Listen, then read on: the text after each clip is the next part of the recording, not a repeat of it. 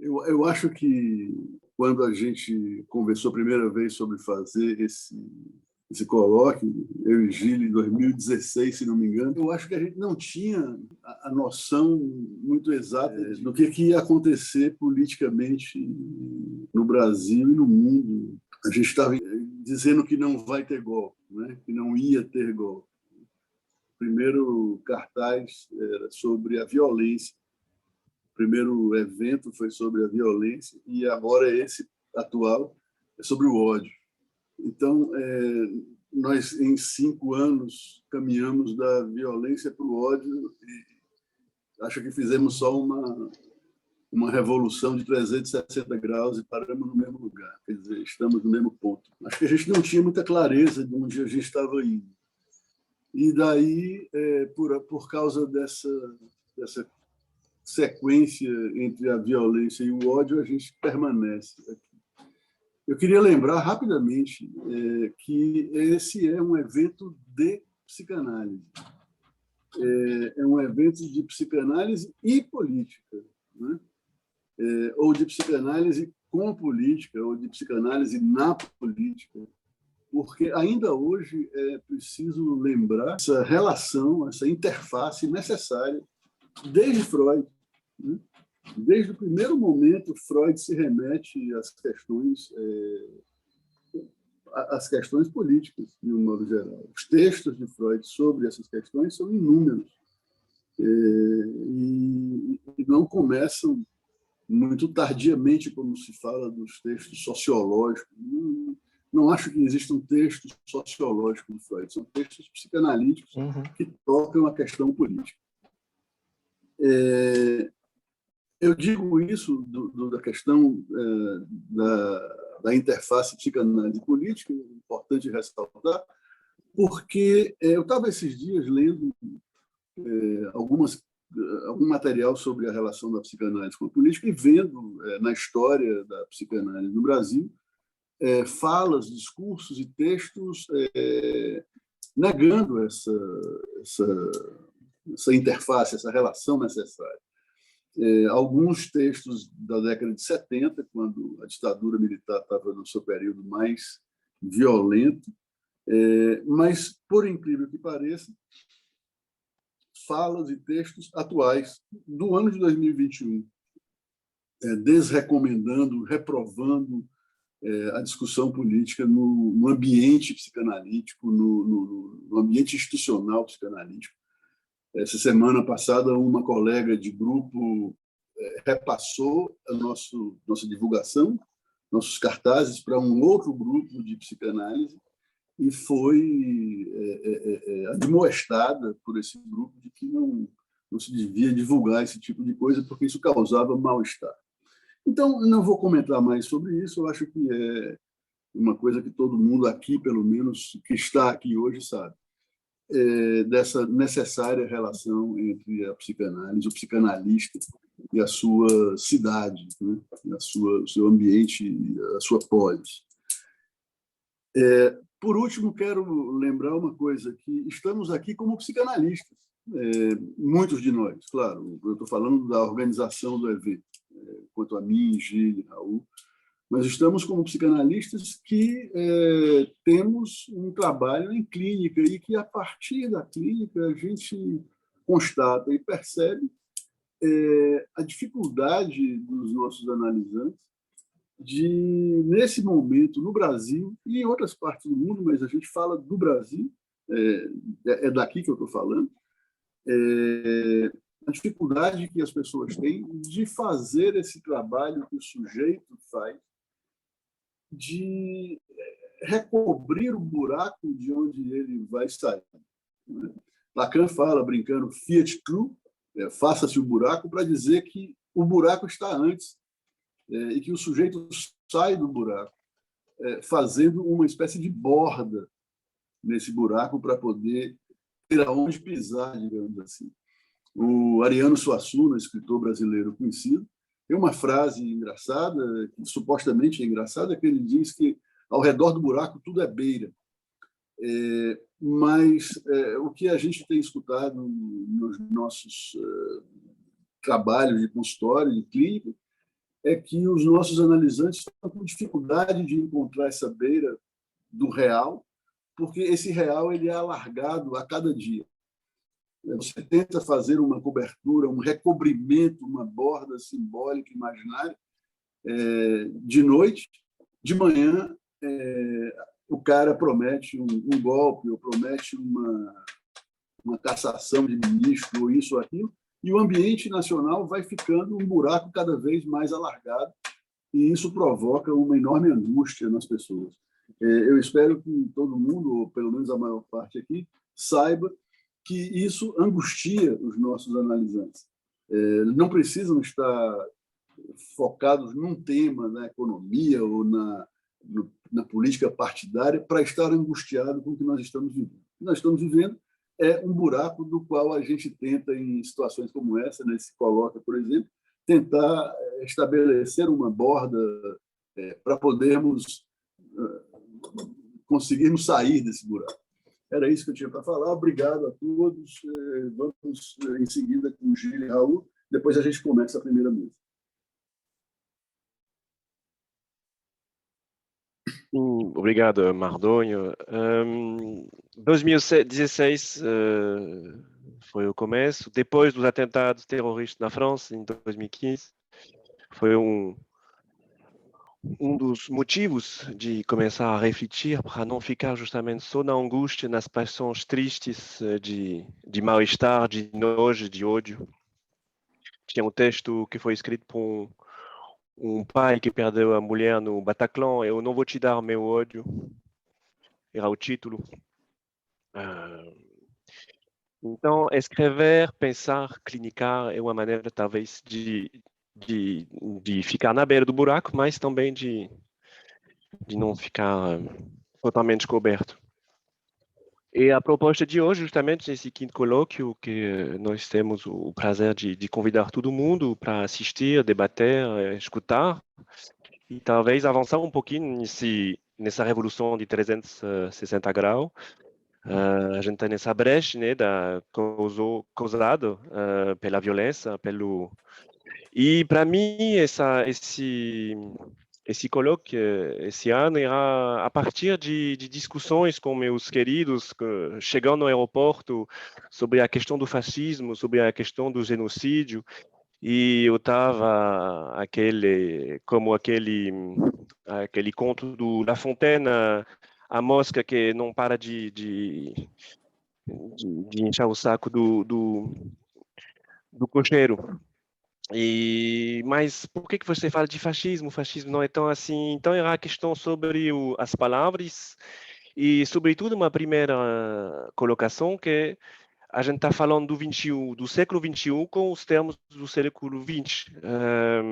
É por isso que talvez hoje vai ter a possibilidade para a gente de continuar a conversar e a discutir dessas palavras, mas também falar no século XXI. Vamos ver o que vai dar essas discussões, mas eu tenho um grande prazer a começar com vocês. Bom dia a todos e todas, né? Para mim é sempre um momento de grande entusiasmo, né? Esse colóquio, e desde já, né? Boas-vindas, né? A quem participa dele pela primeira vez e também aqueles que já contribuem desde a primeira edição, né? E gostaria de marcar nesse pontapé para os nossos trabalhos, né? De como esse colóquio ele representa-se para mim um espaço assim, muito valioso e privilegiado de conversação, de tratamento, né, desse contemporâneo tão veloz, tão de difícil, né, apreensão, mas, sobretudo, assim, de um tratamento, eu diria, né, de um mal-estar que nos circunda, tratá-lo pela palavra, com significantes, convidando colegas de outros campos do saber, do conhecimento, e promovendo aquilo que Lacan sugere, né, que a psicanálise esteja à altura da sua época, né, e especificamente nessa edição, né, toda essa reflexão do ódio, né, justamente aí, né, de como tratar isso pela via também do simbólico, né, essas irrupções do ódio hoje, né, E eu acho que isso, sim, como o Mardônio ressaltou, né, isso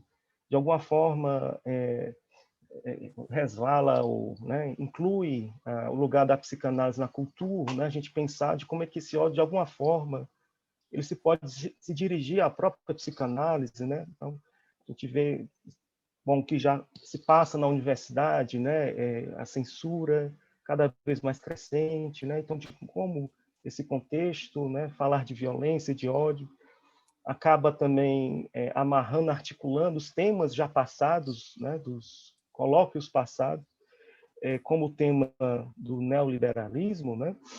Então, acho que tudo isso tem efeitos, por exemplo, na própria mercantilização, né?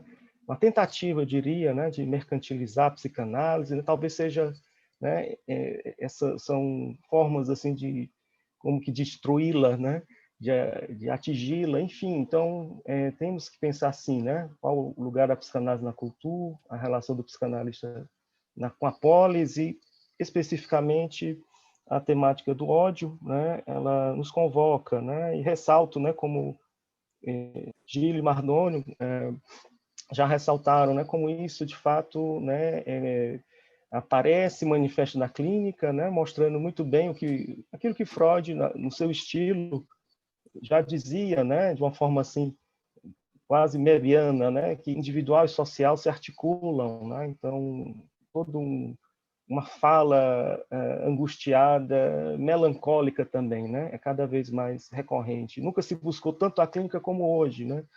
Então, assim, acho que é algo que devemos conversar aqui e tratar sobre isso. É isso. Nossa primeira mesa de hoje tem 3 participantes, 3 palestrantes, 2 palestrantes e um mediador. São Celina Mendes Garcia, psicanalista, membro da École de Psychanalyse Sigmund Freud, em Paris. Rafael Lobato Pinheiro, membro da Escola Letra Freudiana, em Brasil. Sandra Helena de Souza, professora de filosofia, membro do movimento Democracia Participativa, no Ceará. O tema dessa primeira mesa de hoje será ódio e política. E tem como provocação uma citação do Antigo Testamento, Levítico: amarás o teu próximo como a ti mesmo.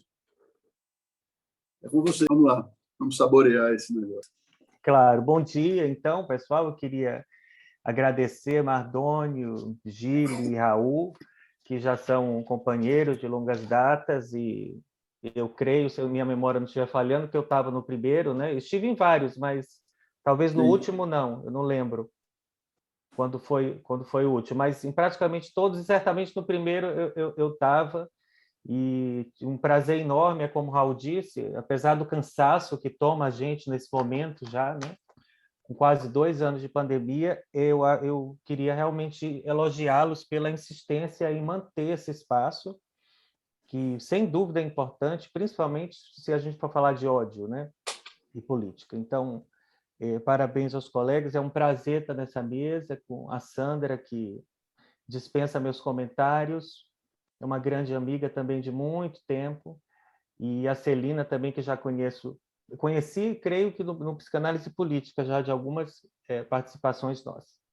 Então, eu escrevi uma fala aqui, gente, para poder organizar um pouco, e intitulei Ódio e Política mesmo. Tá? E quem sabe essa fala faça algum comentário sobre essa frase que Mardônio acabou de dizer, né? Esse mandamento, né? Amarás ao teu próximo como a ti mesmo. Né? Então, vamos lá. Sem dúvida, a situação do nosso país nos leva ao ódio. Né? Quem não sentiu ódio, pelo menos nesses últimos 2 anos de governo Bolsonaro, não sei se está muito bem ou está muito mal. Talvez não esteja mais sentindo nada, mas a maioria de nós, eu tenho certeza que sentiu muito ódio. O próprio Bolsonaro é um catavento de ódio, né? E, às vezes, nós somos tragados por isso e ficamos retidos nesse ódio. E, especialmente nas redes sociais, que se tornou, né, uma espécie de rua, né, de passagem da militância. ficamos quase numa posição de horror e fascinação perante a devastação que o Brasil vem sofrendo desde o golpe de 2016, que Mardoni, por um lapso, disse 1916. Mas foi 2016. E foi em algum texto do Freud aí, no lapso dele. Bolsonaro é um líder que faz a gente querer odiá-lo.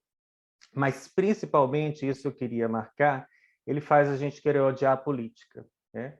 É o famoso ódio a tudo que está aí, que, inclusive, foi um dos fatores que o levou ao poder. É uma recusa da política.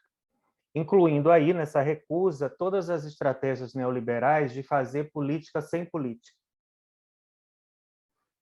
É a estratégia que faz o capitalismo absorver facilmente algumas pautas da esquerda. Só algumas, né? Contanto que seja política sem política. Tem um ódio à política aí. O Zizek, ele recentemente li uma matéria dele, e eu trouxe para vocês um trecho que ele diz assim, ele chama isso, né, essa política sem política, neoliberal, de multiculturalismo tolerante e liberal. Ele diz assim, o Zizek, é um modo de ação onde só basta confiança, amizade e compreensão tolerante. Isso tudo é muito bom, mas na política não é suficiente. Precisamos, talvez, de um pouco mais de razão pragmática, ele diz. O problema é que a razão pragmática nos obriga a mudar de fato. Ele continua. O cidadão de um país desenvolvido que quer menos imigrantes, por exemplo, está disposto a fazer algo para que eles não tenham que vir ao país, né? E aí ele diz, é muito melhor que o sujeito humanitário que prega abertura aos imigrantes, enquanto silenciosamente participa das práticas econômicas e políticas que levaram à ruína seus países de origem. O que isso significa, é o argumento dele, né? O que isso significa, e é algo que pode ser chocante, mas no qual devemos insistir, é que você não precisa amar nem respeitar os imigrantes, por exemplo. O que você precisa fazer, fundamentalmente, é mudar a situação para que eles não tenham que ser o que são. É por isso que eu não queria levar as coisas aqui na minha fala no nível para o lado da discussão do discurso do ódio. Eu queria tomar o ódio mais pela estrutura, né, e seus efeitos a partir e sobre o coletivo.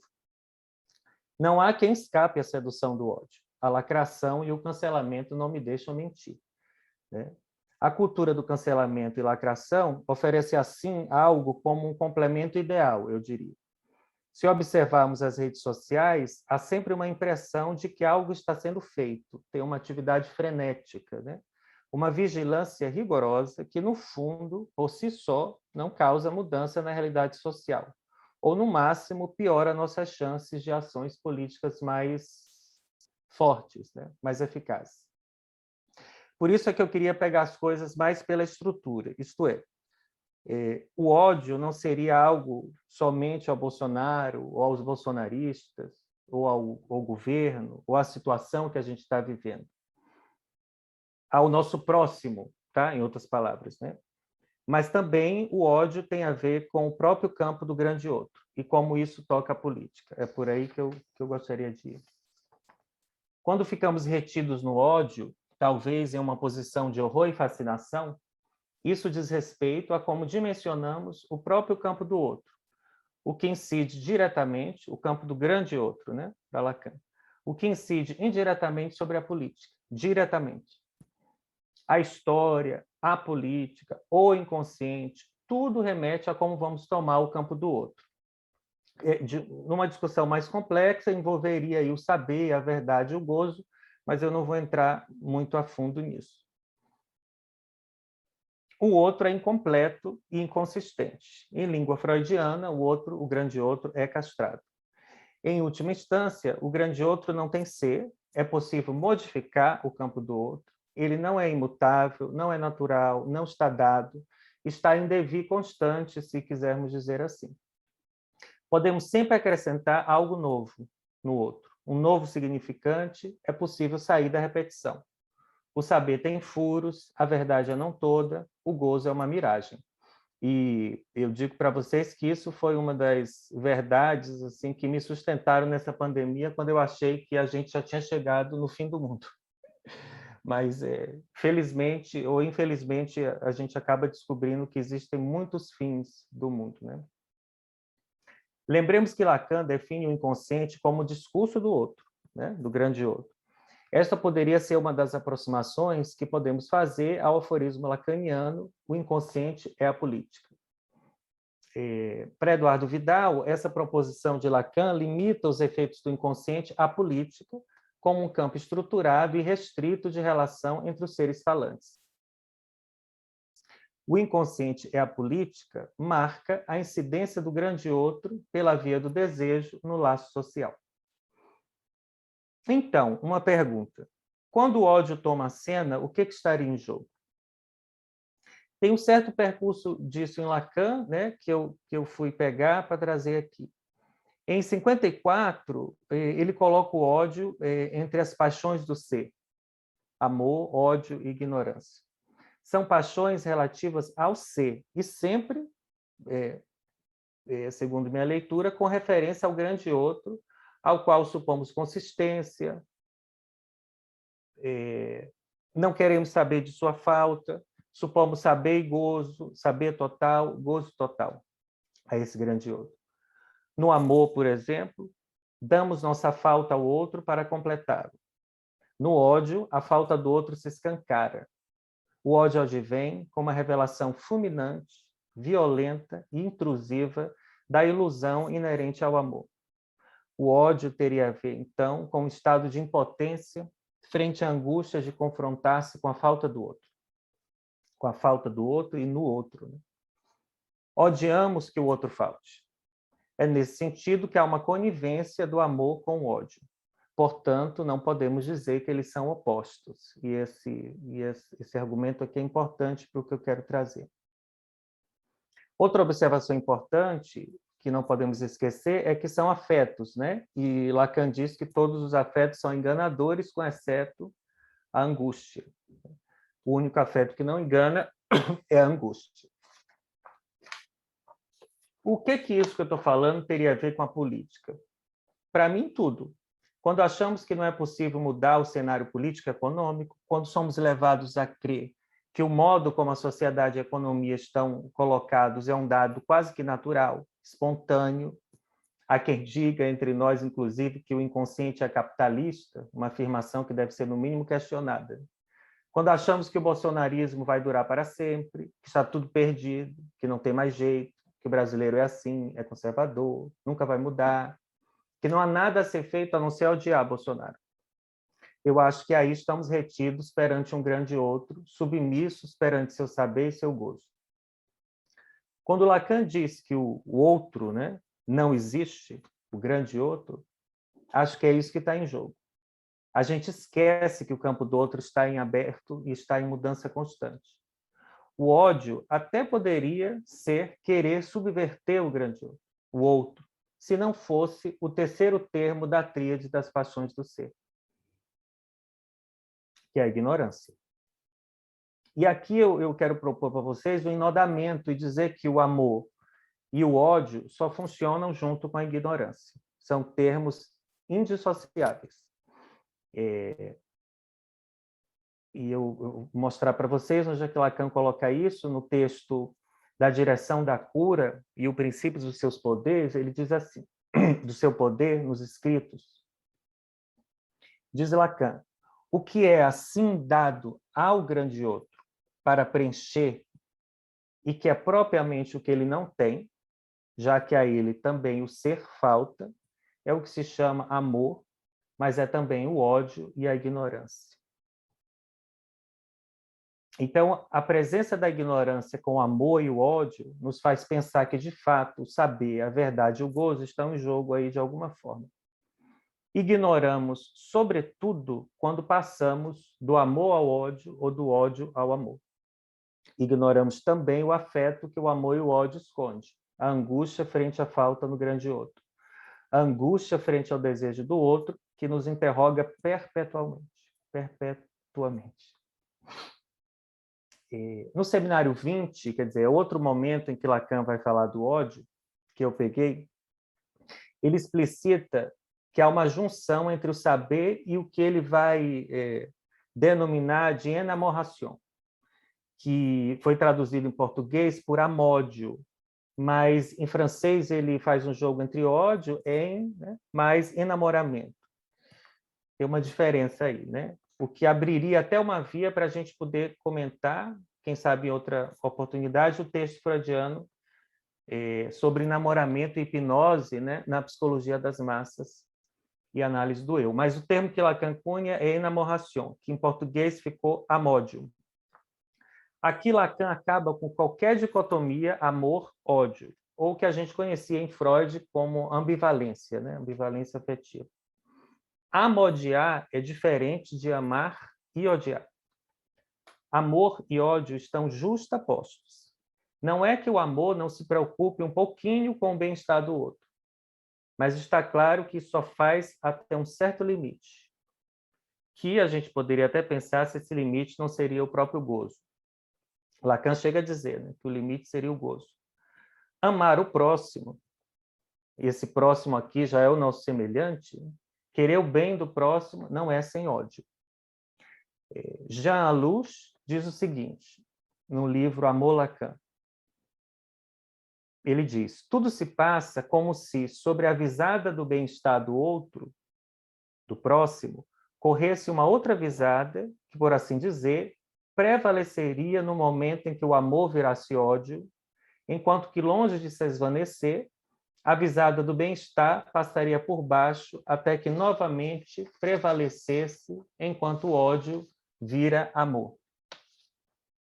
E nós sabemos quantos amores começam com ódio e quantos amores terminam em ódio, né?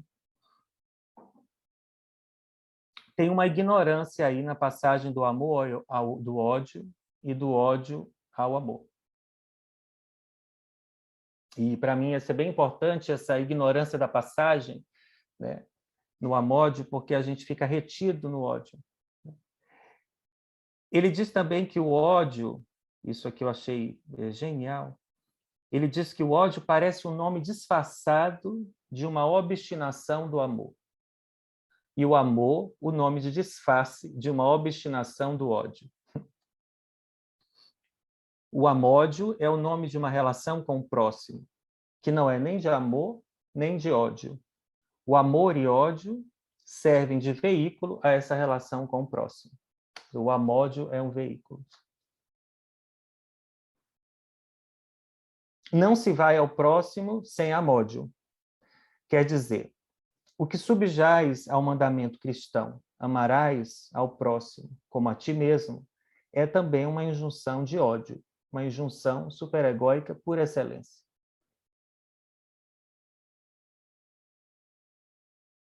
E a política, né? O amódio enquanto paixão, eu creio que lança uma neblina sobre a política. O amódio se obstina, recrudesce quando há real no assunto. Nesse sentido, eu queria deixar uma questão. Se o amor não é o contrário do ódio, e nem pode ser seu antídoto, então, contra o ódio na política, a solução não poderia ser mais amor. O que seria, então? Se há angústia perante o desejo do grande outro, também sabemos que o desejo comemora a falta do grande outro, enquanto que o amódio, pela via do horror e da fascinação, nos deixa estagnados frente à impotência. A política que concerne a psicanálise talvez possa nos dar alguma contribuição. É a política da falta a ser.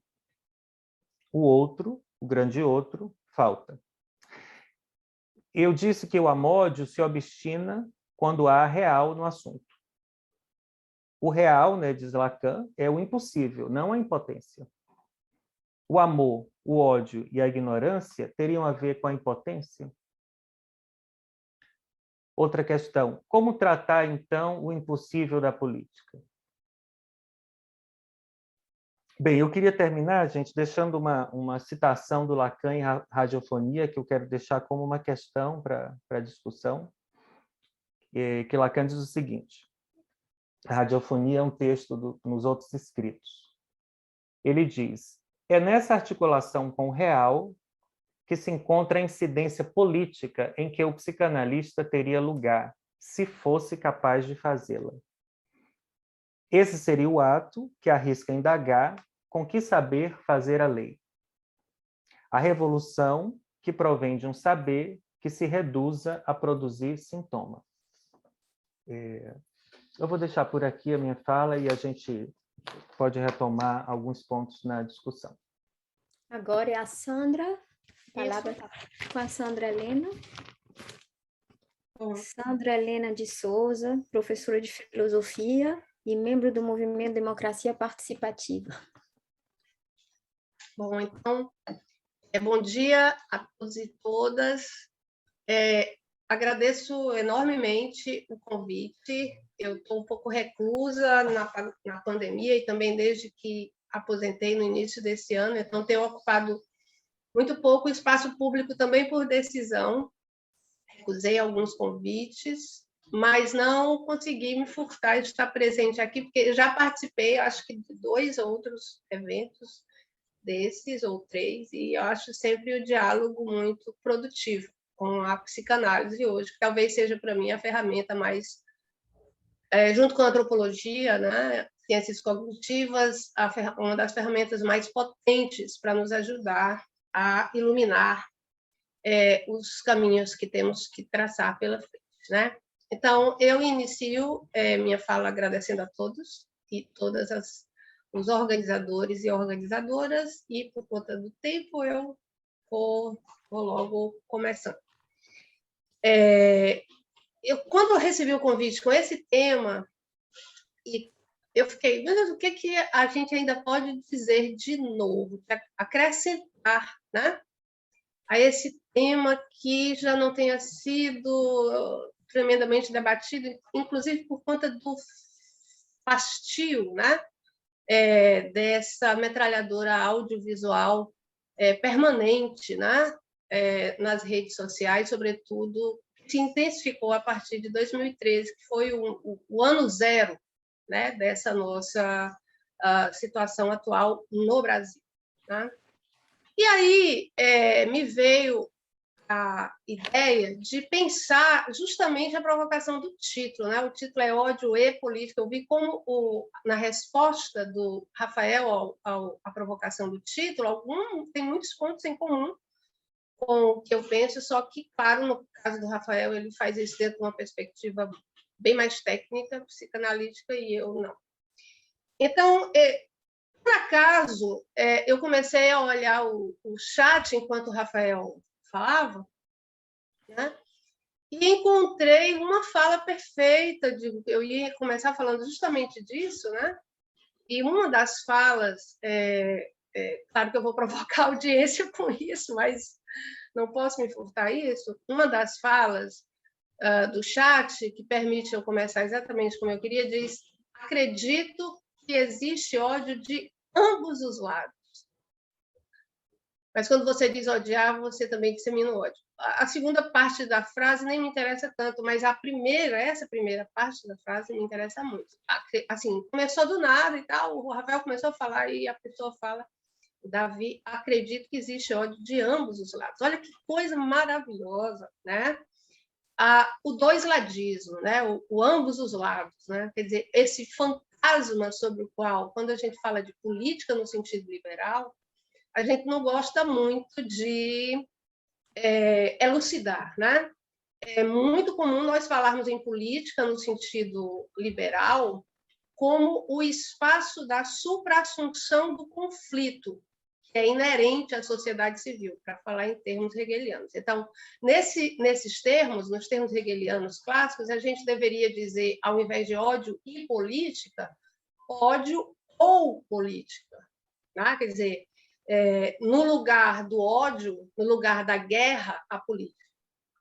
Então, a política se instaura aí justamente para evitar a morte, o combate e a guerra de todos contra todos. Isso é um tema muito característico da modernidade europeia, liberal, né, do discurso iluminista, né, do humanismo, do discurso civilizacional. E o colóquio é uma provocação porque diz a civilização do ódio, e é muito bom esse sintagma, né? Aí, a civilização do ódio. Por quê? Porque, de fato, essa política consensual, essa política que supra-assume o combate, né? Ao invés de terminar na morte de um dos combatentes, né? É a utopia propriamente dita, que agora está em profunda crise. Ela não é uma crise apenas superestrutural, mas ela responde a uma crise, para usar agora a perspectiva marxista, a uma crise infraestrutural da própria socialidade econômica do capitalismo neoliberal, que está em agonia, né? Então, essa agonia do neoliberalismo, inclusive progressista, né? Em várias de suas vertentes nacionais, e ela, justamente, quem põe em debacle a superestrutura da ideologia da democracia liberal. Então, esse tema da crise da democracia, da morte da democracia, ele é um tema global. Ele acompanha a crise econômica de 2008, da qual nós sabemos ainda não saímos. Uma crise mais longeva e ainda mais deletéria do que a crise do início do século, não tão início, mas do fim da segunda metade do século XX, primeira grande crise do capitalismo global de 29. Essa na qual nós estamos envolvidos aí desde 2008, pelo menos como uma data de clivagem, né? A crise americana, ela ainda não deu mostras de ser superada. E digamos assim, nesse tsunami, nesse tumulto da organização social propriamente dita, caiu por terra, né? Quer dizer, como se fosse um lodaçal, o consenso estabelecido de que a política, e aí interessante o ponto que Rafa colocou, a política sem política, né? E essa política sem política é interessante que ela, aqui no Brasil, nos últimos anos, ela foi se formatando legalmente, né, do ponto de vista jurídico, seja tentando, com leis como ficha limpa, com a tentativa de regular as campanhas eleitorais, que são os momentos em que, mesmo no momento de calmaria, nas campanhas eleitorais, a gente sente o vigor, né, passional da política, e nos últimos anos a gente viu uma tentativa de diminuir cada vez mais o exercício desse vigor, né, dessa pulsão libidinal que a política traz em período eleitoral, quer dizer, pelo menos no período eleitoral, mesmo quando há uma relativa estabilidade ou apatia frente ao mundo da política, ela retorna, quer dizer, mas a gente viu nos últimos anos em quase todos os países centrais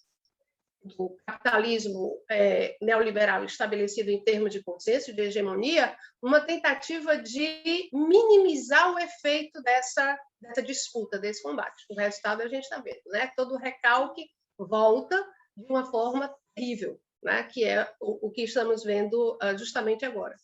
Bom, então, diante disso, eu gostaria de lembrar aqui um autor que deve ser caro para alguns de vocês, que eu acho que eu já devo ter mencionado em outros eventos, né?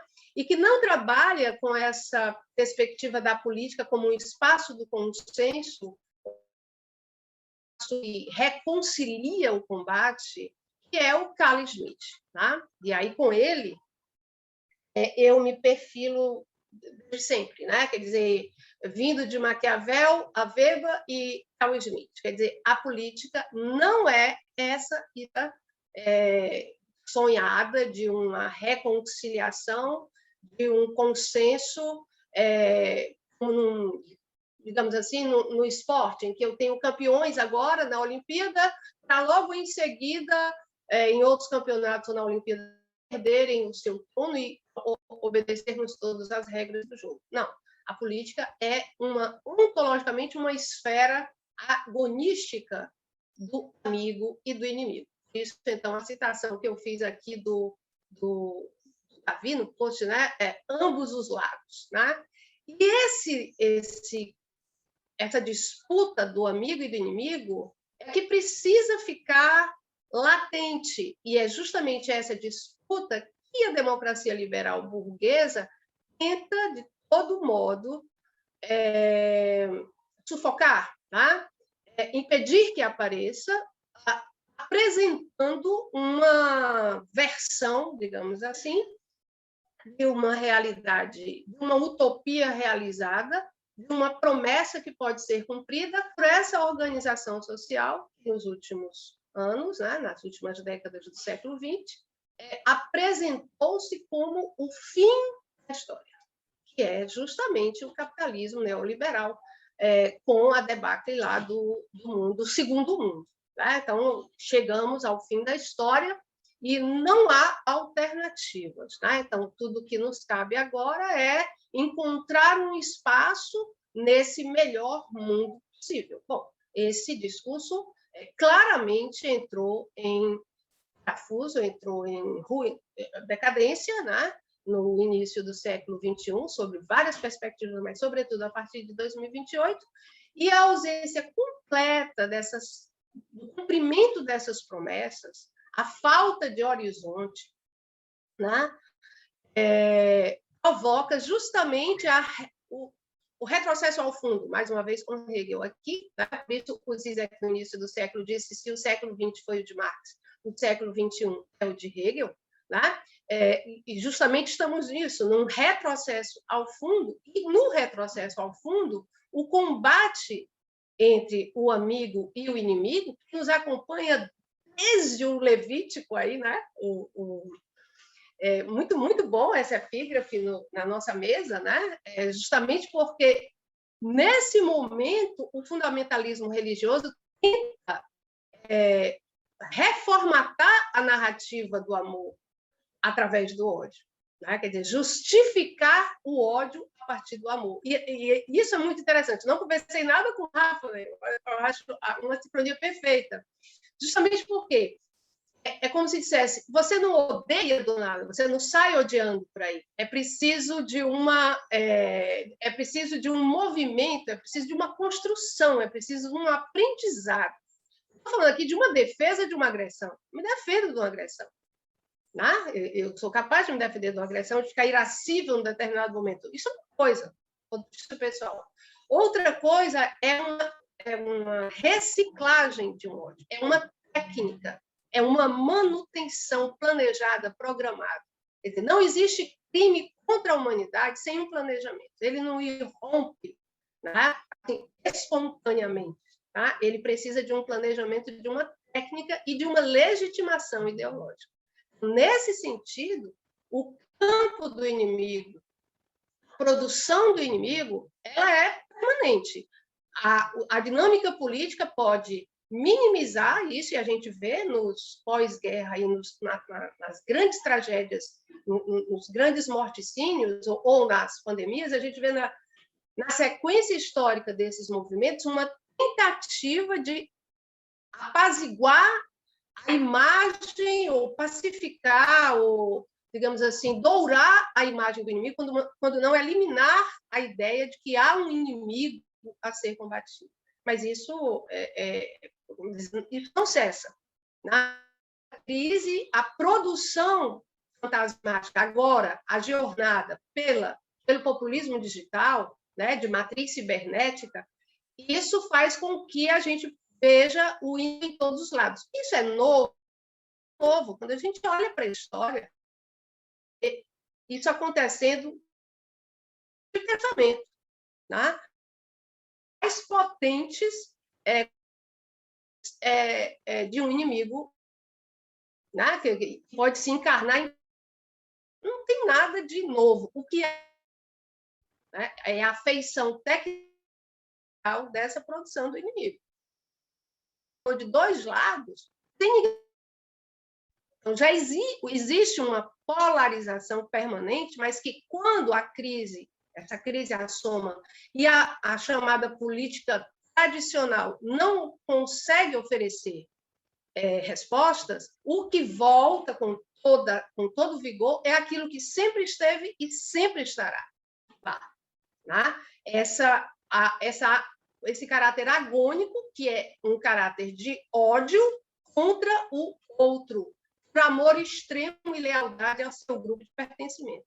Então, o mesmo laço que unifica a identidade de pertencimento, que faz, portanto, com que eu seja capaz de participar no tempo do nazismo, daquelas massas, daqueles movimentos de massa extremos fazendo sempre a mesma posição. Ou então agora, o que significa isso agora?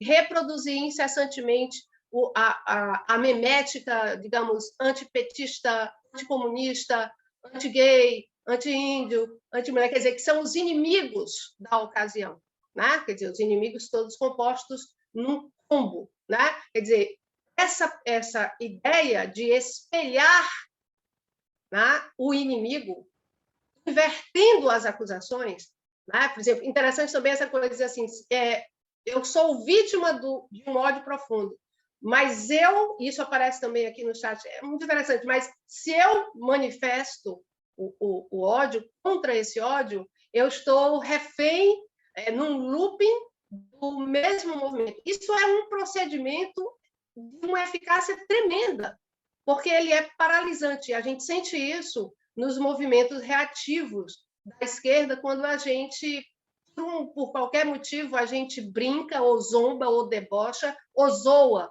de algum tipo de falha do campo inimigo. Porque, sim, eu me perfilo com Carl Schmitt, o grupo que está no poder, mas não apenas esse grupo que aparece visivelmente no poder, é inimigo. Inimigo de quem? Inimigo dos de baixo, inimigo da classe trabalhadora, inimigo dos miseráveis, inimigo dos negros, inimigo dos LGBT, inimigo dos indígenas, como agora está claríssimo. E essa inimizade, né, não é uma inimizade afetiva, ela só se explica à luz da socialidade, pelo menos contemporaneamente, ela já é anterior à socialidade capitalista neoliberal, mas hoje ela só se explica, ela só se elucida com mais clareza à luz dessa socialidade.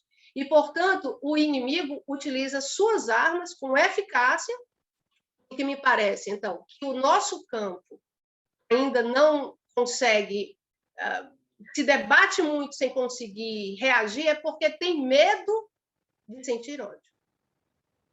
Né? Ou seja, como se dissesse, se eu sentir ódio, exatamente isso, eu me perco do meu lugar.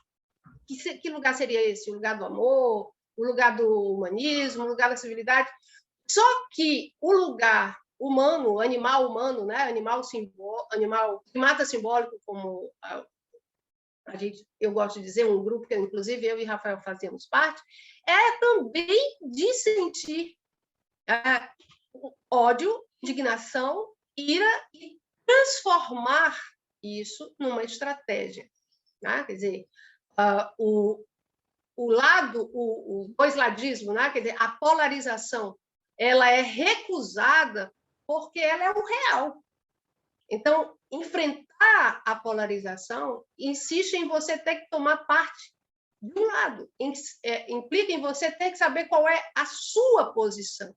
Então, o fantasma da isenção e da neutralidade, né, vai sempre chamar que você se exima de dizer, não, isso é inadmissível, o que está acontecendo com o marco temporal indígena é inaceitável, e encontrar em torno disso um campo comum de atuação, onde a gente possa fazer frente ao ódio do inimigo e ao próprio ódio que brota em nós e que é absolutamente natural. Não tem aquela pergunta, como não amar? Né? E a nossa poderia ser, como não odiar isso?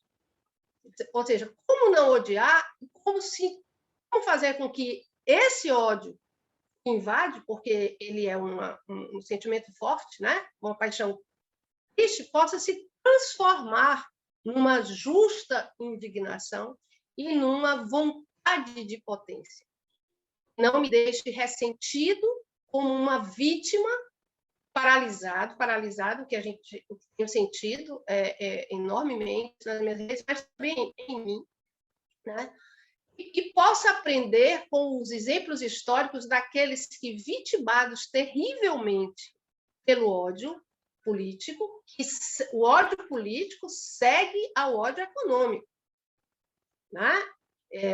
Basta dizer siga o dinheiro, né? Quando as pessoas dizem siga o dinheiro, siga a produção de política em relação à maioria, né? Os americanos lá em 2000 e o Occupy Wall Street, eles criaram lá aquela imagem dos nós somos os 99 contra o 1% dos bilionários do planeta, né? Então, nesse caso aí dos dois lados é muito fácil você se localizar, né? Agora a questão é como eu me represento nessa dinâmica da política do ódio, né? Para que a gente possa tentar sobreviver a isso em cada um, particularmente nos afetos pessoais, né? E também sobreviver a isso coletivamente, né? Como explicar a alguém, aí eu deixo a pergunta, inclusive, para o pessoal que se movimentou no chat, como explicar o sentimento diante das informações novas que nós temos com a CPI da pandemia, de que as pessoas, nós todos, fomos deixados à completa míngua, nós por nós, no que diz respeito a sobreviver a essa pandemia.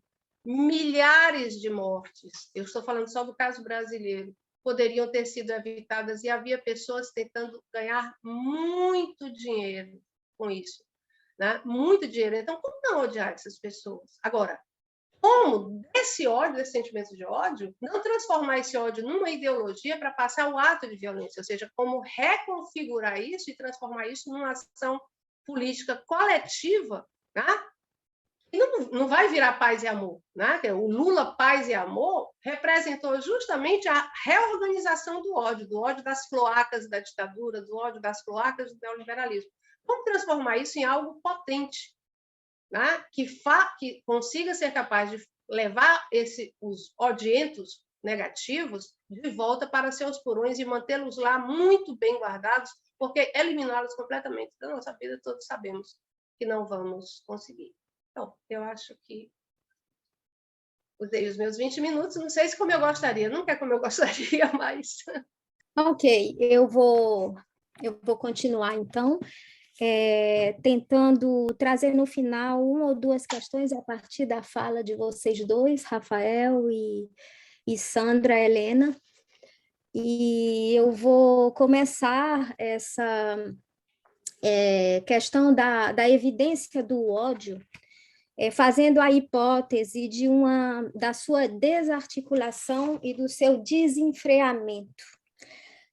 Para isso, eu me referi muito no livro da Hélène Leuillet, é uma filósofa psicanalista francesa que publicou alguns livros, dentre eles esse que se chama, eu vou traduzir, Tu odiarás teu próximo como a ti mesmo.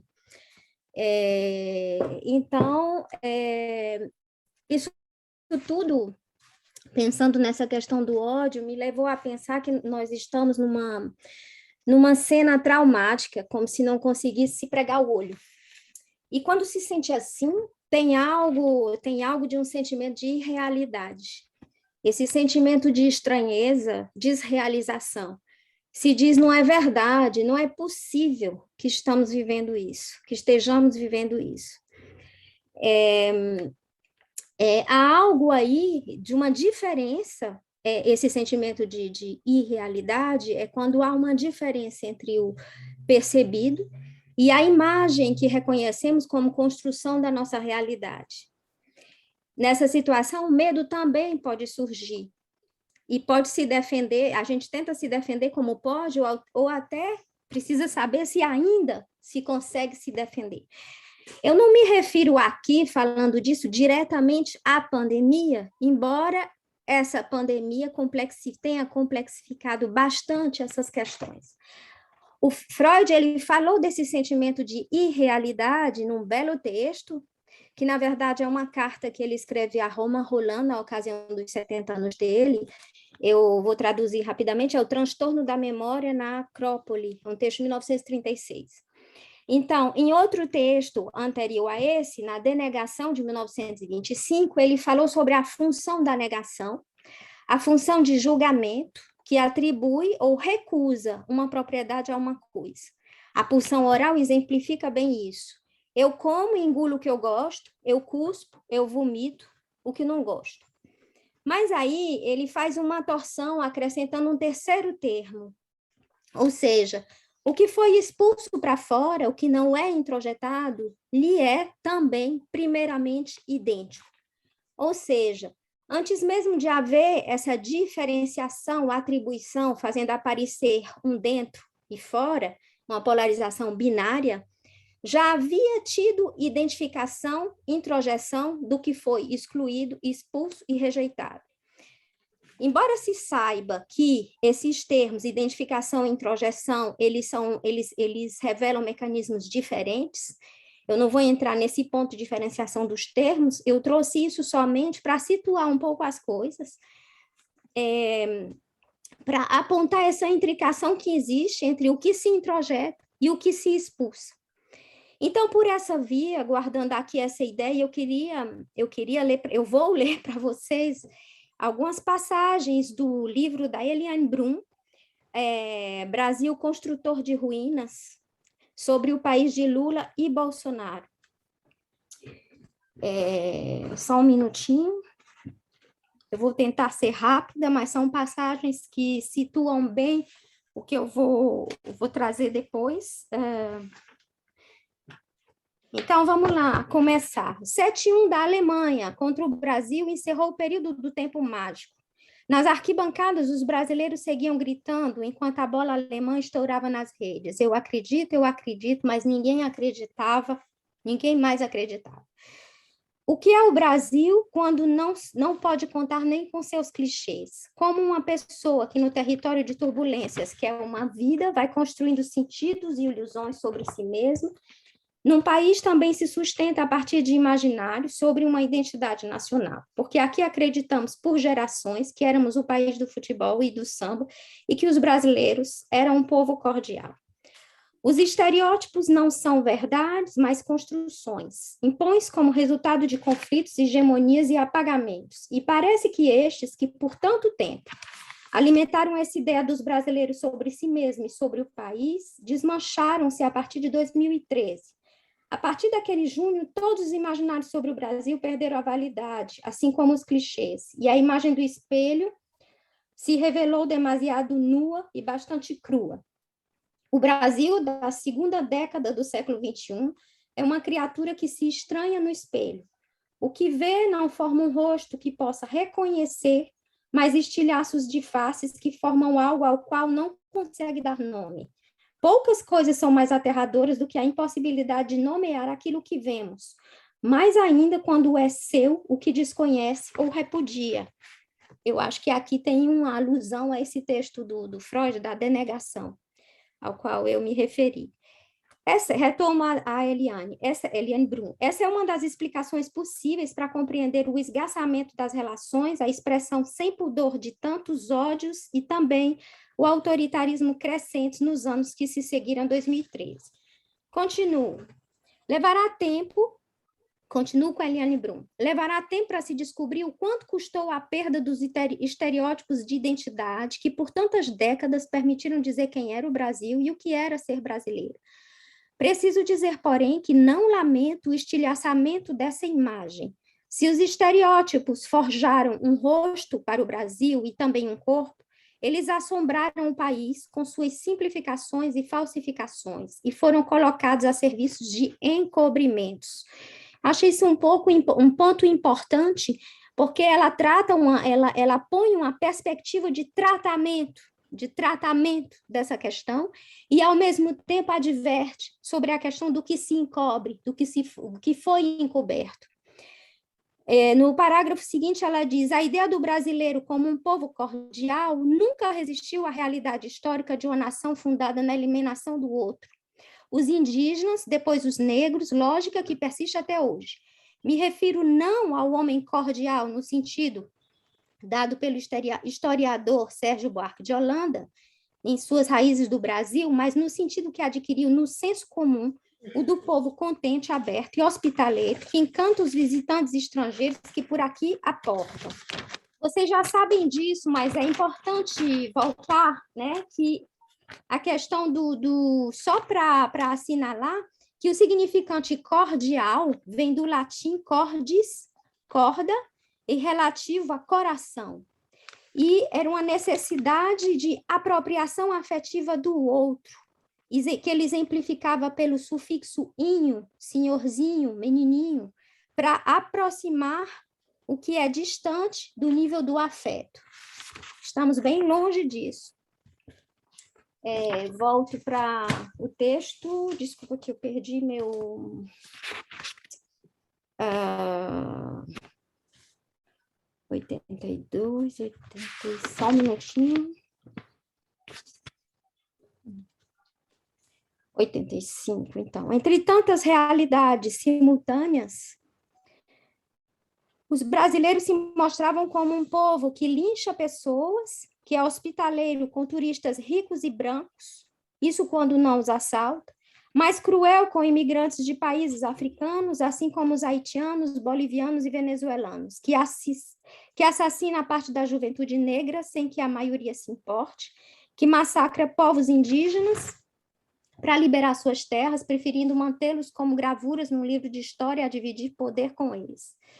O Brasil se revelava como um país em que as pessoas rosnam umas para as outras nas ruas, nos balcões das padarias e nas repartições públicas, em que os discursos de ódio se impõem nas redes sociais sobre todos os outros, em que proclamar a própria ignorância é motivo de orgulho, em que a ausência de catástrofes naturais, sempre vista como uma espécie de bênção divina para um povo eleito, já deixou de ser um fato há muito, em que as praias e as paisagens paradisíacas são borradas pelo inferno da contaminação ambiental, e a Amazônia, pulmão do mundo, vai virando soja, gado, mineração e favela, quando não hidrelétricas.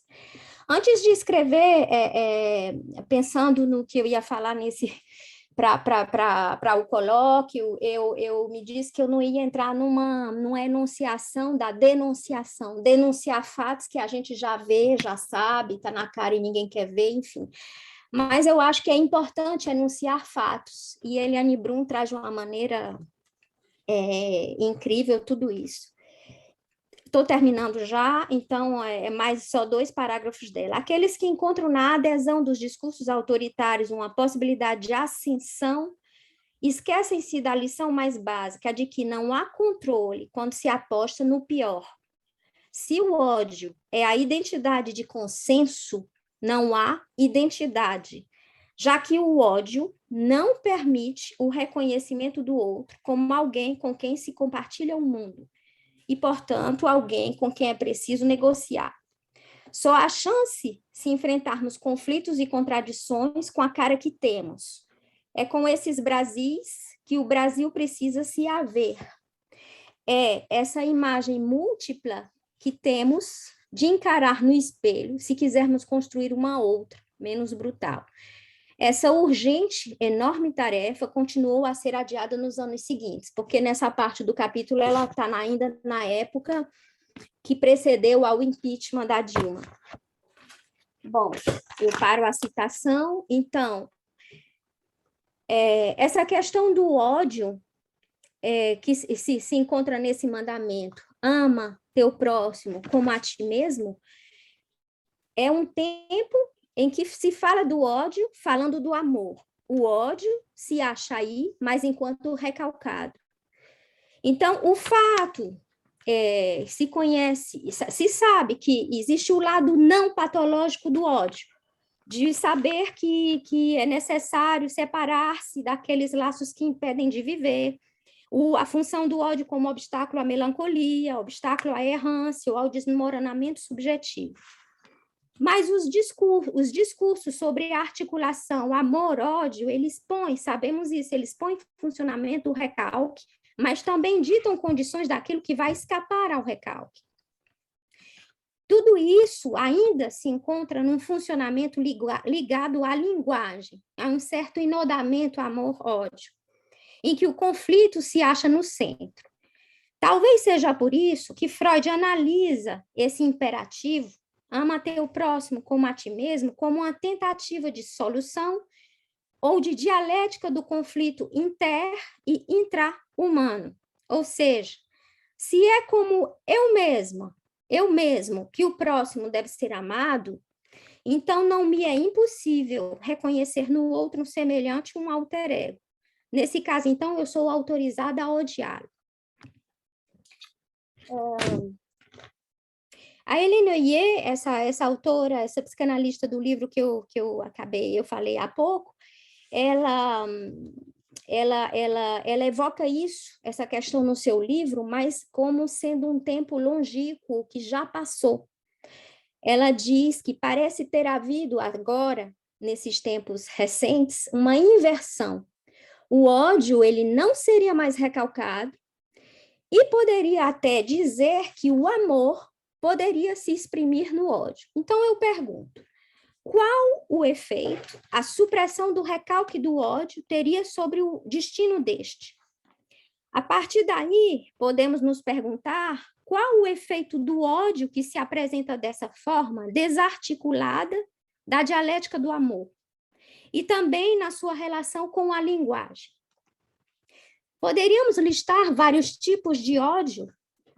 O ódio suscitado do retorno do real negado, retorno dessa ferida que se reabriu, dando lugar aos invisíveis, negros, índios, homossexuais, LGBT, etc. Ou não tratando do retorno de um momento histórico do doloroso, pois não tratado na memória simbólica e negado, desmentido. A ditadura, a tortura, que deslizou numa continuidade impune até hoje. Existe, então, um ódio em vias de se desintricar da linguagem, e daí as consequências de risco de passagem ao ato. Se tentamos uma diferenciação dos registros desses dois afetos, amor e ódio, vemos que o amor ele pode entrar num processo de simbolização. A metáfora, uma criptagem, discurso direto ou indireto. O ódio desfaz os códigos, se situa no registro do real e, por isso, resistiria à simbolização. O ódio do outro e o de si são tecidos juntos no psiquismo. Quando o primeiro, ou seja, o ódio do outro, põe o ódio de si a seu serviço, tudo pode se tornar possível.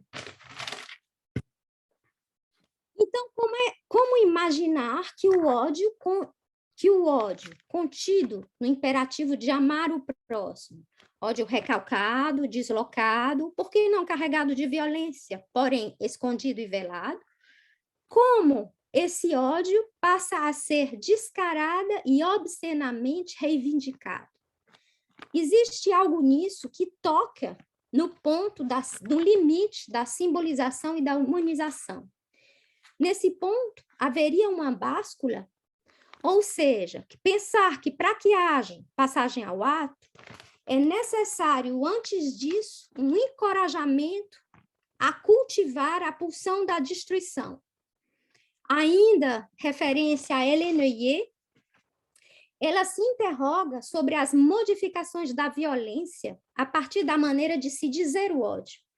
As novas formas de violência seriam herdeiras desses novos discursos, como o jihadismo, o populismo. Por exemplo, no populismo, se trata apenas de jogar com o terror, acrescenta um terror após o outro, provocando um sentimento de irrealidade, do qual falei no início. Não é possível, é dessa ordem, não é possível o que está acontecendo. A violência, ela provoca esse sentimento de realidade, mas esse sentimento é provocado pelo encontro com o real. A violência arruína a linguagem, mas ela é uma via direta para alcançar o objeto. Uma política racista e violenta no poder provoca o medo da proliferação de atos selvagens. E eu me permito aqui afirmar o quanto o assassinato ou o atentado terrorista de Marielle veio inaugurar de forma evidente essa ameaça como sendo possível. Como se pudéssemos mais facilmente imaginar e antecipar o pior. Estou terminando. No populismo tem um ódio, tem um ódio na linguagem que se insinua no discurso comum, nos deixando sem voz. Pois as tentativas para barrar essa violência discursiva são inaudíveis, reduzindo outra ao silêncio. A CPI atual é um exemplo disso. É uma violência que não se desarma, significante e importante, mesmo se tendente ao fracasso. Eles podem exercer uma atração sobre os jovens nessa tentativa de mostrar, a passar o limite a transgredir os limites. Há uma tendência de desintricação do ódio da linguagem, e embora ele se diga na fala, ele seja ligado à linguagem, a um efeito de desintricação propício ao ato. Um exemplo me vem em mente, depois disso eu termino. Nos grupos, né, vocês todos tiveram essa experiência, em vários grupos se diz, não vamos falar de política para não brigar. Como se a política fosse um tema qualquer, desligado da realidade da vida. Só que nesse caso não se fala de mais nada. E o que aparece é o tédio. Vale lembrar que a etimologia da palavra tédio vem do latim, que quer dizer inodiare, formado na locução in odio esse. Ser o ódio, ser objeto de ódio. Podemos deduzir que no evitamento da política tentamos afastar o ódio, a raiva de algo que incomoda, o qual não entendemos como chegamos a esse ponto. Mas para alguns pode até haver uma convicção indiscutível da causa desse ódio, bloqueando a fala. A raiz da política é a linguagem. Falar nos torna seres políticos. Lacan utilizou o neologismo fala-ser para designar a condição do ser falante, mas falar não é um atributo do ser, um predicado, mas sim o seu lugar, o que tece seu desejo. Então, antes de terminar, eu gostaria de lançar dois pontos relativos, duas questões, ou dois pontos relativos às intervenções precedentes, do Rafael e Sandra, e também para abrir o debate. Se primeiro, Rafael, quando você começou a sua fala, você falou se haveria eu perguntaria dessa forma, se haveria um ódio a se dividir, se dividimos o ódio. E uma segunda questão, endereçada para os dois, se ódio e amor seriam simétricos, porque dá para pensar que haveria conjunção de junção, amor e ódio, amor ou ódio, nem amor nem ódio, mas ainda há um enodamento. E que o que me vem como ideia do que eu tentei trazer é que há uma disparidade de lugares entre o amor e o ódio, como vindo de registros diferentes. E um terceiro ponto seria relativo à questão do inimigo, ou seja, essa questão do ódio suscita, leva a pensar um inimigo, mas esse inimigo se localiza fora. Mas quando a gente retoma o texto do Freud, que não reflete de maneira binária, a gente pode pensar também, né, que um pouco o que Sandra trouxe, que esse inimigo também, né, pode se encontrar antes mesmo dentro. É isso, eu paro por aqui, eu agradeço. E abri o debate para a sala. Eu achei interessante assim, que a Celina trouxe para mim é um exemplo do que eu falei antes, né? Quer dizer, do que representa dentro dessa dinâmica política uma tentativa de limar a polarização, né? De mantê-la sob controle. Feita por uma pessoa que, a meu ver, faz isso com...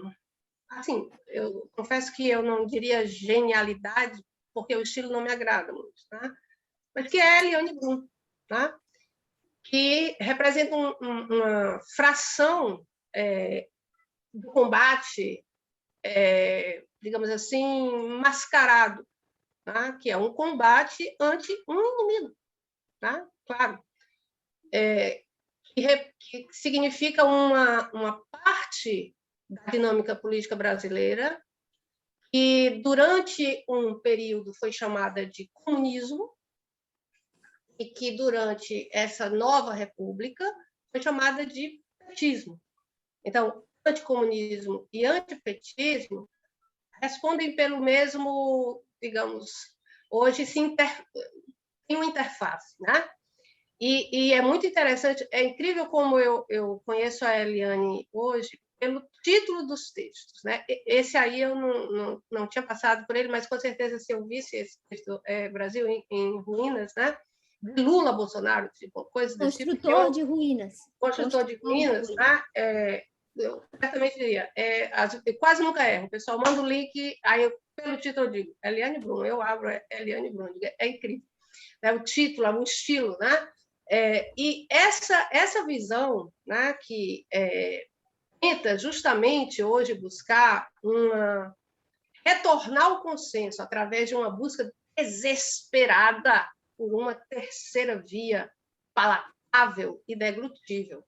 Nesse sentido, eu também me coloco contra a crítica abstrata ao populismo. E por isso eu sugiro a leitura do Carlos Fernandes Lira em Defensa del Populismo. E me perfilo um pouco nas críticas do Laclau e da Chantal Mouffe a respeito do populismo. O populismo é um significante criado justamente na última quadra do século XX na América Latina para identificar quaisquer formas de poder político que, de algum modo, se colocasse o líder em contato com o povo, né? Quer dizer, um líder carismático, vinculando isso sempre de modo negativo, como se não pudesse haver um populismo de esquerda, como alguns jovens intelectuais dizem hoje, um populismo orientado ao futuro. Quer dizer, o significante populismo, quer dizer, sempre apareceu na minha formação, pelo menos, sempre apareceu como algo negativo. Eu acho interessante que a minha entrada na política foi através de um caudilho, que era o Leonel Brizola, né? Chamado pela mídia, por essa inteligência do tipo Eliane Brum brasileira, sempre de populista, caudilho, coisas que o valham, assim como hoje o significante Lula, que é muito maior que o homem, né?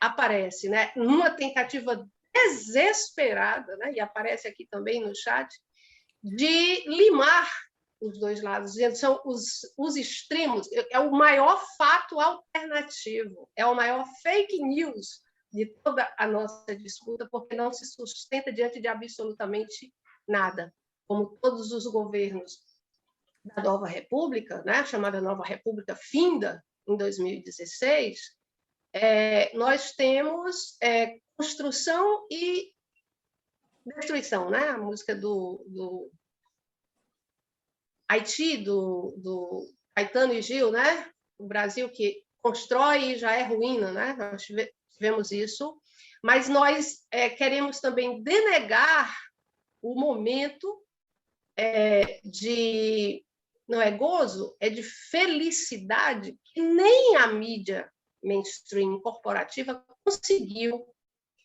esconder, né? Ela teve que expor. E o fenômeno que a gente coloca, eu pelo menos, como fim da Nova República em 2016, o golpe sofrido pela presidenta eleita Dilma Rousseff, que cada vez mais ganha evidência, o golpe cada vez mais se torna golpe, né? Se desmascara a farsa judiciária, com o que nós estamos acompanhando com o governo atual. Quer dizer, quando a gente compara o que está acontecendo no governo atual com o motivo forjado para 2016, se torna uma evidência assim estonteante e assumida e confessada pelos seus próceres, né? Quem continua mantendo a ideia de um impeachment legal simplesmente cega diante do fato, né? Quer dizer, cria o seu próprio fato alternativo e entra dentro da dinâmica do maquinário cibernético, né? Do populismo digital reacionário, ultra-reacionário, que é uma tecnologia sofisticadíssima, que é difícil para nós fazermos frente. Tá? Então, nesse caso, para fechar, o inimigo são as classes proprietárias. O inimigo são os rentistas. Né? O inimigo são todos aqueles que querem lucrar com a vida e com a natureza e que se utilizam das instituições republicanas e democráticas para dar um verniz legítimo, né, a essa situação de entropia, né, a partir desse caos cognitivo. E esse inimigo tem que ser combatido sempre com as armas mais eficazes, né, que nós tenhamos à mão, e a juventude que vem aí completamente distraída e concentrada, como diz o Christoph Thur, que para ela é bem mais difícil, né, fazer frente a isso. Nós, os boomers, pelo menos, ainda temos alguma clareza desse processo, mas o que tem vindo aí realmente não é muito fácil. É isso, mas a luta continua. Sim, bom dia a todos. Parabéns por mais essa iniciativa de psicanálise política. Então, a minha pergunta é para o Rafael. Bom dia, Rafael. Você tomou a questão do ódio pela via da estrutura, né? Eu me lembrei que Freud termina o artigo Pulsão e seus Destinos com a afirmação de que o ódio precede o amor, né? Na gramática pulsional que se estabelece entre o sujeito e o outro, o ódio é necessário para que a operação constitutiva de separação possa ocorrer, né? Então, é preciso odiar para se separar do outro, é preciso odiar primeiro para então poder amar. A minha pergunta é: será que regredimos, enquanto cultura, a esse ponto da estrutura? Será que é isso que estamos atravessando nesses últimos anos? E o que faria, então, uma torção no mote bíblico de ame ao próximo como a ti mesmo, a odeie o próximo como a ti mesmo, né? E aí, pensando nessa possibilidade, a questão seria como não restar fixado nesse ponto da constituição do sujeito, né? Então, se você puder comentar alguma coisa, eu te agradeço, Rafael. Oi, Tereza, obrigado pela sua fala e a sua questão, que eu achei realmente excelente, né? Uma regressão a um ponto da Constituição. De fato, o ódio é anterior, né, ao amor, e lendo o que você está colocando, eu me lembrei um pouco aqui da lição que eu comentei, que agora eu não vou lembrar de cabeça, do Seminário 20.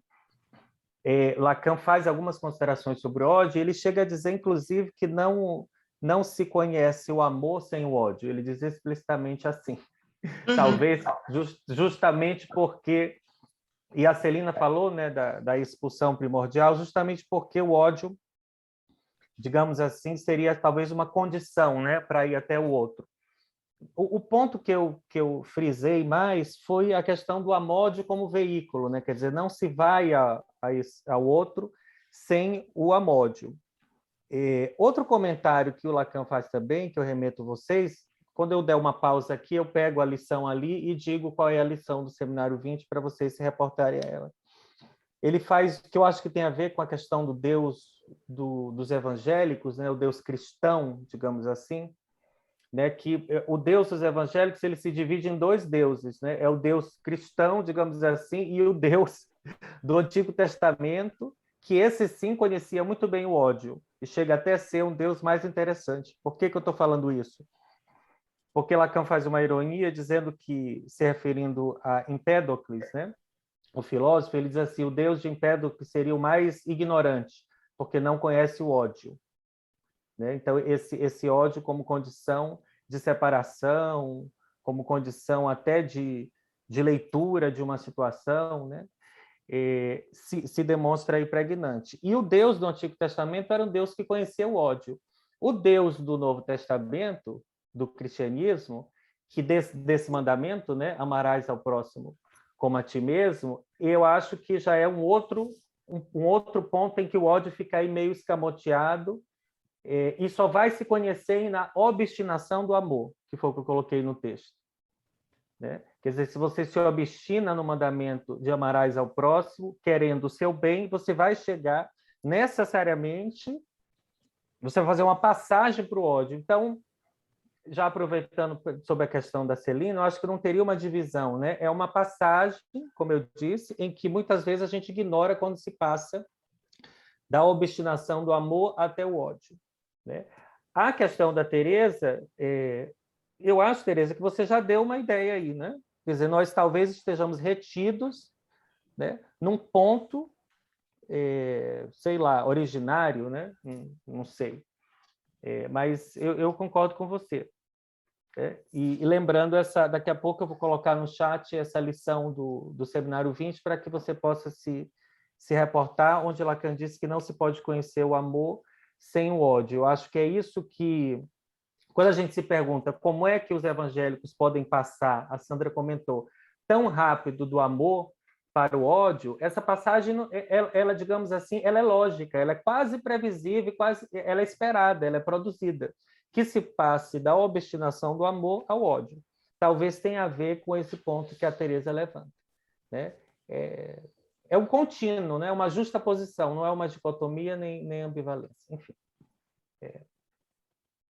Daí a importância de pensar, Rafael, essa articulação topológica entre as paixões, né?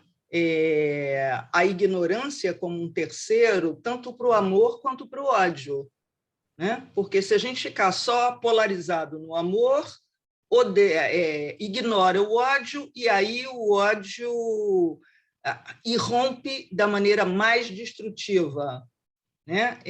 Também, se a gente ficar polarizado no ódio, nada garante que o amor vá conseguir suplantar, né? Então, assim, é importante pensar essa questão das paixões realmente por uma via topológica com um mínimo de 3 elementos. Concordo, foi isso que eu tentei trazer. Bom dia a todas e a todos.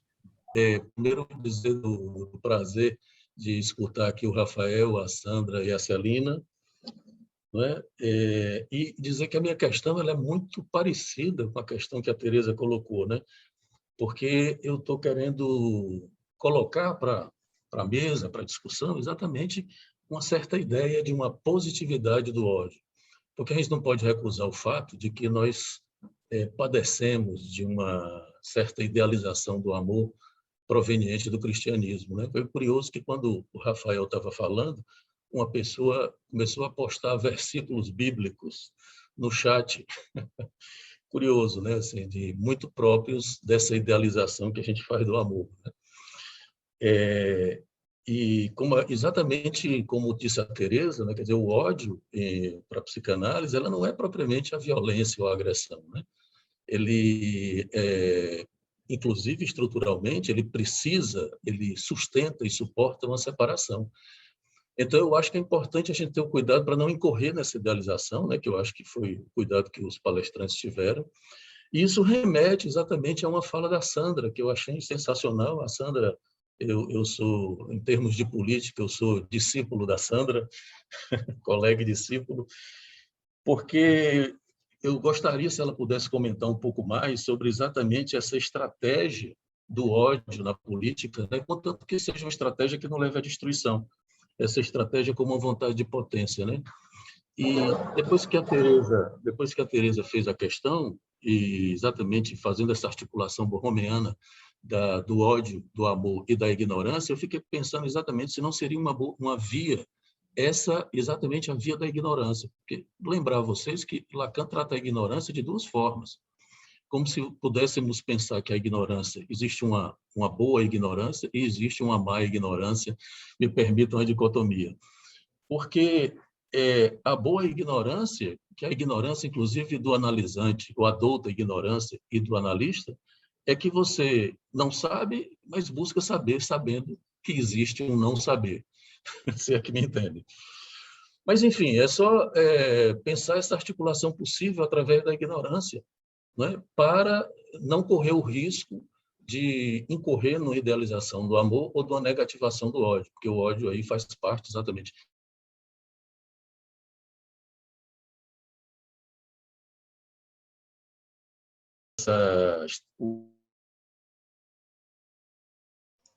o ódio como estratégia, porque ela tem toda a razão, Bolsonaro, né? Quer dizer, de tudo mais isso não precisa nos levar a uma passagem ao ato, precisa nos levar a determinados atos políticos, né? Mas, enfim, eu vou parar por aqui essa questão. Obrigado a todos e parabenizar mais uma vez aos colegas, os palestrantes e aos organizadores do evento. Então, de fato, olha, é muito interessante a gente ver a dinâmica, né, política.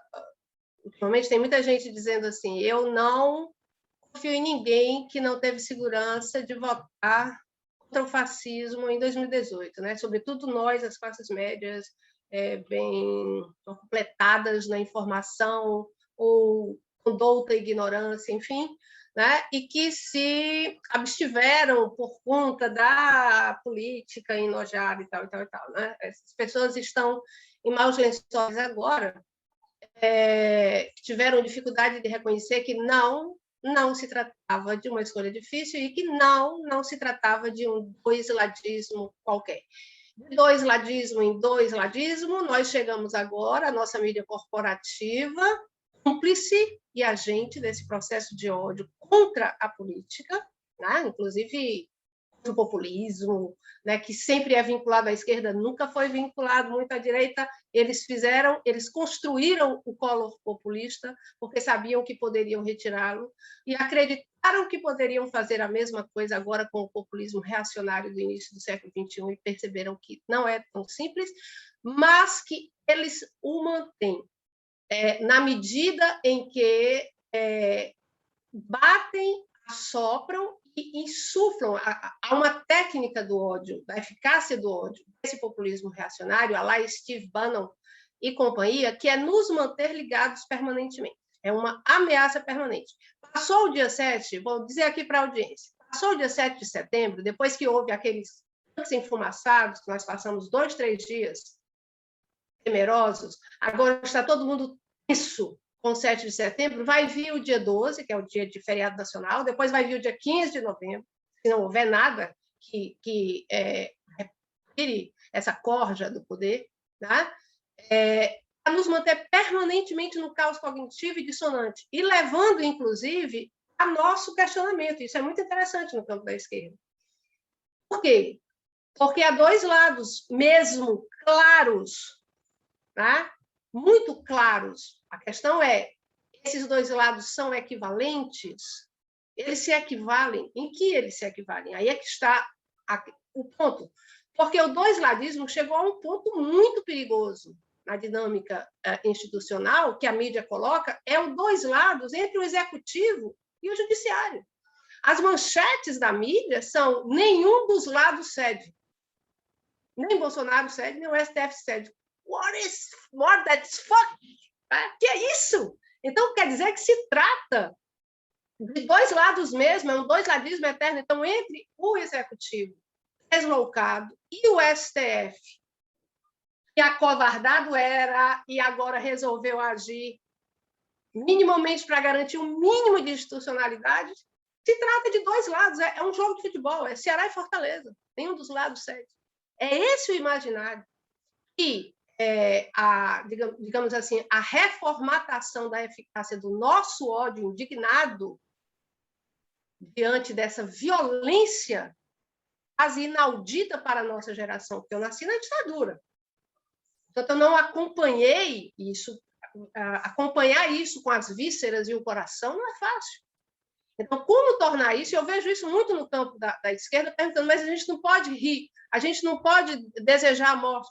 Quando ele adoecer, a gente vê aquela carta da Manuela Dávila, estamos contigo, Damares, quando a Damares revelou que foi abusada, e a tentativa de ser solícitos com os quadros identitários, mulher negra, mesmo que eles estejam lá, é um tatear, né? Isso, nesse sentido, é salutar, porque avança sobre a nossa humana desumanidade, né? Não há nenhuma outra espécie que tenha tido um sucesso evolutivo e que tenha tanto ódio pelos seus próprios irmãos de espécie como nós. Nossa história é uma história de crueza, como já dizia Walter Benjamin, uma história de despojos, de violência, como já dizia Walter Benjamin. Os laivos, né, os momentos de senso de pacificação, do estado do bem-estar social na Europa, ou do precário do varguismo, que foi absolutamente destruído agora com a última reforma trabalhista, né? E com as conquistas sociais dos governos Lula, são assim como se fossem ilhas sobre um mar de violência, né? Que assomam permanentemente, e que esse governo tem uma positividade, né? Se a gente pode dizer assim, ele torna explícito, ele torna à luz aquilo que era dito a sorrelfa, né? Aquilo que era dito nos vãos, aquilo que era dito no churrasco do tio do Zap, né? No grupo da família, das tias, como é que se diz, do Rosário Santo, lá não sei do quê. Né? E essa vinculação do Deus com o ódio, isso está sendo feito, gente. Essa disputa combativa está sendo feita. Assistam às novelas bíblicas da Record.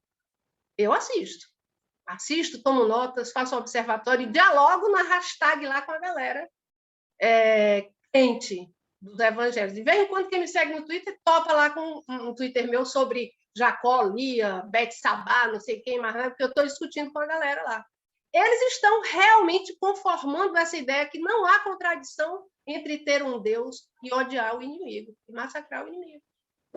É isso mesmo, é uma produção de uma legitimação. Se nós continuamos, Leonardo, no nosso campo, temerosos de assumir uma postura ofensiva, vai ser tragado, completamente tragado, não vai sobrar nada. É mais do que o golpe passado, é mais do que 2 gerações.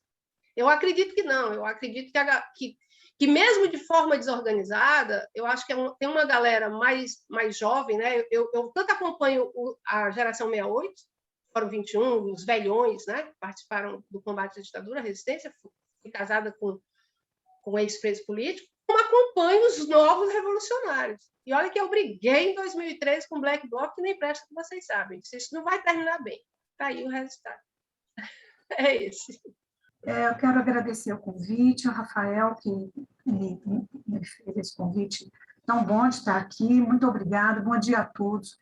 Então, quanto às questões sobre o ódio e a estrutura do ódio, eu acho que vocês foram muito felizes, Rafael e depois a outra professora que falou, esqueci o nome. E quanto a isso, essa questão do ódio, da simbolização, como o para além do limite da simbolização, está tudo bem colocado, não tenho questão. Mas eu me sinto um pouco, nesses tempos, me sinto muito impelida. O momento, eu acho ele de uma gravidade muito grande, é um momento, mas não é um momento hoje, agora, ou 7 de setembro, né? Isso tudo que a gente vai vivendo, que tem nos empurrado num crescendo, né? Então, eu acho que nessa questão do ódio, particularmente hoje no Brasil, é muito importante, além das questões estruturais do ódio, que foram muito bem colocadas, é importante saber do que nós estamos sendo vítimas. A gente não pode perder esse ponto agudo do que nós somos vítimas. Nós somos vítimas de forças, dos interesses, do capital imperialista, em aliança com a traição das elites. Elites vendidas e formadas por esse mesmo capital. Isso que Eu também cresci na ditadura, Sandra. Então, isso que a gente sabia e que era dito e que foi falado a vida toda como sendo um discurso persecutório, né? Ou, vocês estão... Né? É uma invenção. Hoje, nós estamos vendo isso escancarado na figura paradigmática do Sérgio Moro, mas não é só ele. Há uma parte da elite brasileira que é cooptada mesmo, levada para os Estados Unidos, estuda nas suas escolas, ganha alguns benefícios, vários benefícios.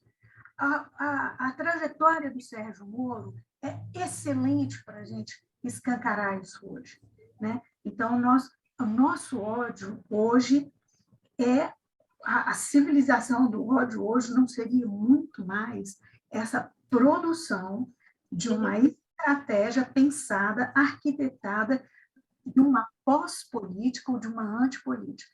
O ódio que nós estamos vivendo não é o ódio comum. Meu querido companheiro que brigou comigo na praia, não é isso. Nós somos atacados por uma antipolítica do ódio. Isso é uma produção deliberada. A professora Sandra já falou, Steve Bannon, etc. A outra coisa que eu acho, então nós não podemos perder isso de vista. Nós hoje vivemos sob um ódio produzido, arquitetado. E com a segunda questão importantíssima na vida brasileira, que nós não podemos denegar se nós quisermos dar um passo adiante na política, é o apoio da mídia, a mídia, vou dizer, burguesa, não sei como, a grande mídia, como vocês queiram dizer. Essa mídia já começou seus arreganhos de novo, na questão, de novo, esses dias, a partir do Lula e tal. O nosso risco, amigos, hoje, é grande demais. Nós estamos em risco de perder a nação. Não é mais de perder a nossa empresa tal, ou os empregos, ou passar fome, não. É de perder a própria ideia de nação. Nós estamos sendo atacados nisso. Não é uma mera metáfora que nós vamos virar um grande Porto Rico. O projeto é este. Isso é projeto arquitetado.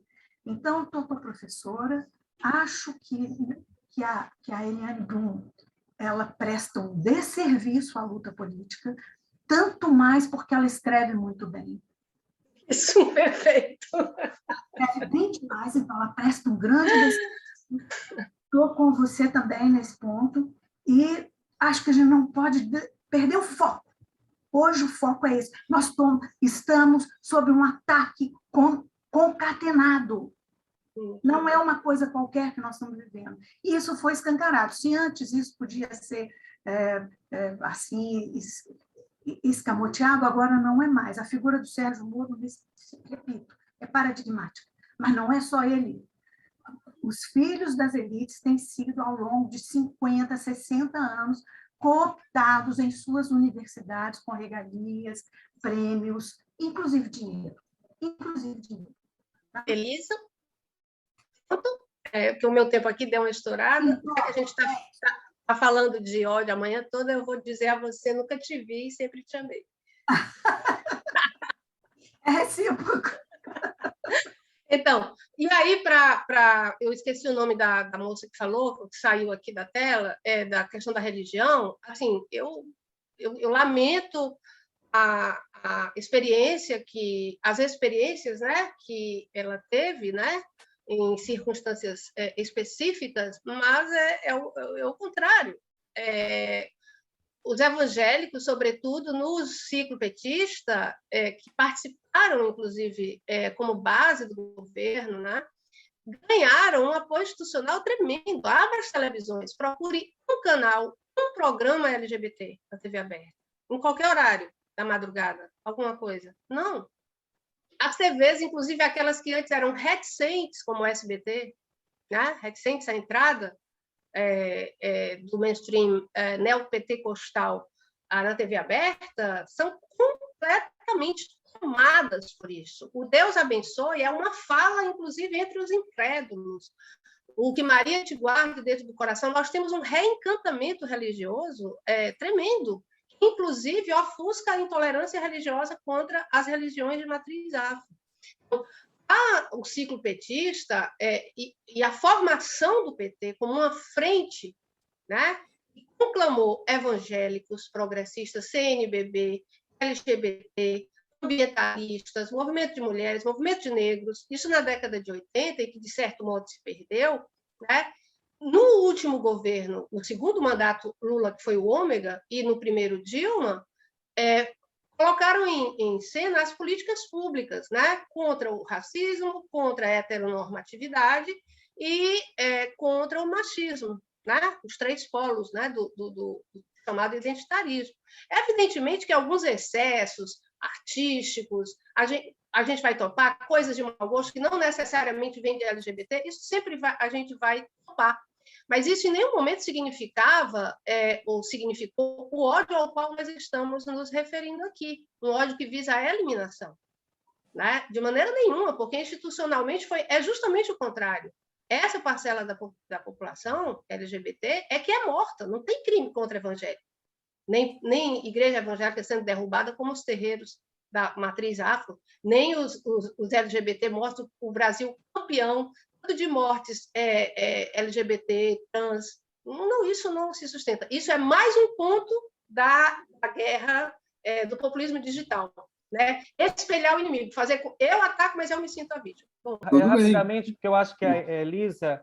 Oi, Elisa, obrigado por ter vindo. Muito bom sua fala. E acho que a Elisa ela recortou um pouco um ponto que talvez retome o que a Tereza falou, né? Como não ficar retido nesse ódio. Eu acho que a Elisa mostrou assim, sabendo o que a gente precisa odiar mesmo. Né? Qual é o ponto, como recolocar o ódio, né, dentro da política e recortá-lo. Né? Então, eu acho que a gente fica retido, principalmente a gente que acompanha, especialmente nas redes sociais, no tempo da pandemia, a gente fica muito retido, né? Só no ódio, odiando, como é que pode, perplexos. Mas tem, quer dizer, toda uma entourage aí, que a Elisa colocou, e que é digno da gente poder direcionar o ódio no sentido da separação, né? De circundar isso e dizer, bem, esse aqui é o ponto, esse aqui é o inimigo, digamos assim, contra quem a gente deve se informar, né? Estudá-lo, né? E montar estratégias, porque a estratégia deles é muito bem montada e colocada, e uma das estratégias deles, de fato, especialmente nas redes sociais, é a produção do ódio e o ódio como veículo para disseminar as ideias nas redes. Tem um livrinho que eu quero indicar para vocês que se chama... Tem nome de autoajuda, mas não é, tá? Chama-se 10 motivos para deletar suas redes sociais hoje. Ele é um cara que saiu do Vale do Silício e ele comenta como que nas redes sociais o afeto primordial que faz movimentar cliques, né, e engajamento é o ódio. Ele chama, talvez, as paixões mais, no senso comum, negativas, digamos assim, né, ou tristes, como o Gilles usou. Elas engajam as redes sociais. Então, acho que o comentário da Elisa recorta que estrutura a gente deveria odiar, né, muito mais do que as pessoas. Enfim. Obrigado, viu, Mardoni, Gilles e Raul, pelo convite. Sandra, maravilhosa como sempre. E a Celina, mediando o debate. Obrigado. Nós é que agradecemos mais uma vez a você, a Sandra, que também já participou de outras 2 ou 3 como você, e Celina, igualmente, que também já não está estreando aqui no nosso colóquio.